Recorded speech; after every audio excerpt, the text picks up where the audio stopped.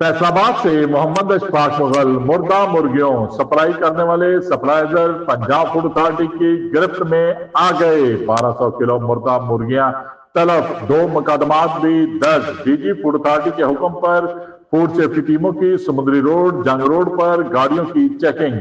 मुर्दा मुर्गियां सप्लाई करने वाले 2 गाड़ियां पकड़ ली। 1200 किलो बीमार मुर्दा मुर्गियां तलब, 2 मुकदमात दर्ज, 1 मुलजम गिरफ्तार। गाड़ियों से मुर्दा मुर्गियां बरामद होने पर कार्रवाइयां अमल में लाई गई। गाड़ियों में मौजूद 1200 किलो बीमार मुर्दा मुर्गियां गोश्त तलब कर दिया गया। पहले गाड़ी छोटा बाईपास जंग रोड, दूसरी ढीटा समुद्री रोड से पकड़ी गई। गाड़ियों को थाने में बंद करवाकर 1 मुलजिम भी गिरफ्तार करवा दिया गया। मुर्दा मुर्गियों का गोश्त शहर में सप्लाई होना था। Fast food points, marriage hall वाले सब ने खाना था। गोश्त के म्यार की बेहतरी के लिए कवानीन में तरमीम की जा रही है। बैन अवी तर्ज पर गोश्त की तैयारी और तरसील के निज़ाम पर काम कर रहे हैं।